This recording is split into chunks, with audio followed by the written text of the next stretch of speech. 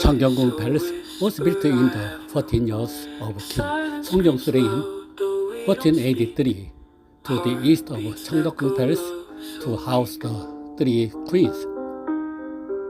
It was originally the site of Sugangung Palace for King Taejong, and was where King Taejong resided after King Sejong ascended the throne. Changgyeongung Palace is located to the east, along with Cheongdeokgung Palace, and the two palaces were collectively called 동굴. 달빛이 창경궁의 지붕 위를 조용히 스치면 바람처럼 스며든 한 여인의 숨결이 아직도 그곳에 머물러 있는 듯 합니다. 그녀의 이름은 장희빈. 궁궐의 달빛에 사로잡혔던 사랑과 권력의 여인이기도 했습니다. 조선 숙종은 왕권 강화를 위해 붕당을 번갈아 교체하는 환국이라는 정치 전략을 펼쳤고, 장희빈은 남인 세력과 밀접한 관계를 맺으며 권력의 중심에 섰습니다.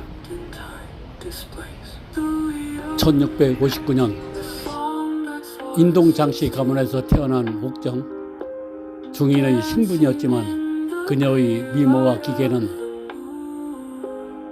궁정의 공기를 바꿔놓았습니다. 숙종의 마음을 사로잡으며 후궁의 자리에서 왕비의 자리에 오르기까지 그녀의 사랑은 권력이 되었고, 권력은 불안이 되었습니다.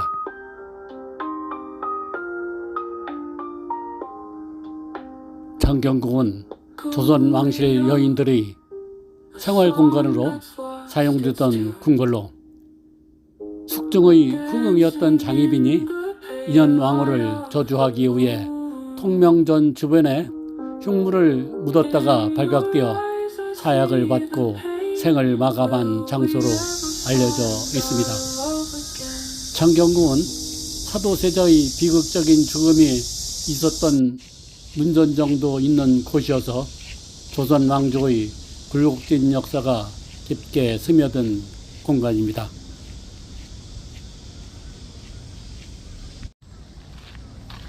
숙종의 환국이 반복될 때마다 궁궐은 정치의 경랑에 흔들렸습니다. 서인과 남인이 뒤엉킨 권력의 중심에 장희빈이 있었습니다. 한 여인의 인생이 이념의 싸움터가 되었고, 결국 그녀는 왕비에서 다시 희빈으로 강등됩니다. 통명전은 왕의 침전이자 내전의 중심 공간으로 왕비의 처소인 환경전과 함께 궁궐 깊숙한 곳에 위치해 있습니다. 이곳에서 벌어진 사건은 단순한 개인의 비극이 아니라 궁중 권력의 상징적 충돌이기도 합니다.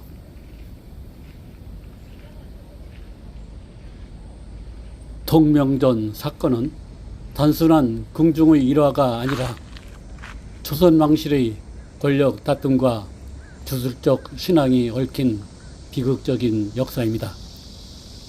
이 사건은 숙종시대의 대표적인 궁중 정치 사건으로 장희빈의 몰락과 직접적으로 연관되어 있습니다. 장희빈은 숙종의 청해를 받으며 후궁에서 왕비로 승격되었지만 인현왕후가 복위하면서 다시 후궁으로 강등됐습니다. 장희빈은 인현왕후를 저주하기 위해 통명전 주변에 꼭두각시, 죽은 쥐, 새 등 주술적 물건을 묻었다는 혐의를 받았습니다. 이 같은 저주 행위가 발각되면서 숙종은 장희빈에게 사역을 내리게 되고, 그녀는 창경궁 통명전에서 생을 마감하게 됩니다. 조선 시대에는 주술과 전복이 정치적 도구로 사용되기도 했습니다. 특히 궁중에서는 저주나 부적을 통한 권력 다툼이 종종 있었습니다. 장희빈 사건은 그런 주술 행위가 실제 정치적 처벌로 이어진 대표적인 사례입니다. 장희빈과 인현왕후의 관계는 조선 궁중 정치의 가장 극적인 대립 중 하나로 사랑과 권력, 질투와 정치적 음모가 얽힌 복잡한 이야기입니다. 두 사람의 생애를 함께 보면 조선 후기의 정치적 풍경이 생생하게 드러납니다. 장희빈은 1659년 중인계층인 역관 집안에서 태어났습니다. 본명은 장옥정, 본관은 인동입니다. 장옥정은 궁녀로 입궁 후 미모와 지혜로 숙종의 눈에 들어 승은을 잇게 됩니다. 숙빈에서 수구이로 이어 소의, 귀인, 희빈, 왕비로 초고속 승진을 하게 됩니다. 1688년 숙종의 처다들 경종을 낳으며 입지가 강화됐습니다. 1689년 인현왕후 폐위 후 왕비로 등극했습니다. 1694년 인현왕후의 복으로 다시 희빈으로 강등됐습니다. 1701년 인현왕후를 저주했다는 혐의로 숙종에게 사약을 받고 사망합니다. 인현왕후 민씨는 1667년 서인 명문가 출신, 본관은 여흥, 아버지는 민유중입니다. 1681년 숙종의 계비로 간닥되어 중전이 됩니다. 1689년 장희빈의 세자 책봉과 함께 투기 혐의로 폐위됩니다. 1694년 갑을 환국으로 서인이 재집권하며 복위 됩니다. 1701년 병으로 사망, 이후 장희빈의 저주 의혹이 불거집니다. 두 여인의 갈등에는 권력 구조가 바꾸기도 했습니다. 장희빈은 인현왕후를 저주하기 위해 신당을 설치하고 주술 행위를 했다는 혐의를 받았습니다. 이런 사실들을 숙빈 최씨가 밀고 하면서 숙종의 분노를 샀고 결국 사약을 받게 됩니다. 숙종은 이후 비너는 후비로 책봉하지 않는다는 법을 제정하게 됩니다. 비너는 조선시대와 중국 황실에서 사용된 용어로 왕이나 황제의 후궁을 의미합니다. 단순히 첩이라는 뜻을 넘어서 궁중 내에서 일정한 품계와 역할을 가진 여성들을 지칭하는 공식적인 표현입니다. 이 두 여인의 이야기는 단순한 궁중 암투가 아니라 공당 정치와 왕권 강화, 그리고 여성의 생존 전략이 교차한 역사적 드라마입니다. 장희빈과 숙빈 최씨는 조선 숙종 시대를 대표하는 후기자 궁중 정치와 당쟁의 중심에 있었던 인물들입니다.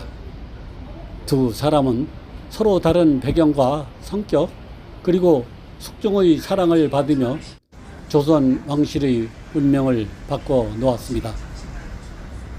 숙빈 최씨는 조선의 21대 왕 용조의 생모로 미천한 출신에서 왕의 어머니로까지 올라선 조선판 신데렐라로 불리는 인물입니다. 숙빈 최씨의 본관은 해주로 1670년 12월 17일 한성부 여경방 서학동에서 출생했습니다. 아버지 최희원은 무관 출신이고 어머니는 남양 홍씨였습니다. 여경방은 현재의 서울 종로구 세종로 일대로 추정되며 영조는 어머니의 생가를 매우 중시해 팔지 못하도록 명령을 내리기도 했습니다. 최 씨는 7살에 궁에 들어와 무술이 또는 참박나인으로 궁중 생활을 시작했습니다. 정읍 태인면에서 고아로 자라다 인현왕후의 친정아버지 민유중에게 발견되어 궁에 들어갔다는 설도 있습니다. 궁중 기록에는 여경방 출신으로 명시되어 있습니다. 여경방은 조선시대 한성부 행정구역 중 하나로 서부에 속한 구방 중 하나였습니다. 이름의 뜻은 적선지가 필요여경, 즉 선을 쌓은 집에는 반드시 그 여운이 남는다는 의미에서 유래했습니다. 최 씨는 영조의 어머니로 조용하고 겸손하며 인현왕후에게 충성을 다했습니다. 장희빈의 인현왕후 저주 사건을 고발해 장희빈 몰락에 결정적 역할을 하게 됩니다. 창경궁의 안개 속에서 그녀의 숨결은 여전히 꽃처럼 피어납니다. 몽화의 정원 속 장희빈은 우리에게 묻고 있습니다. 진정한 권력은 사랑일까요? 선택일까요?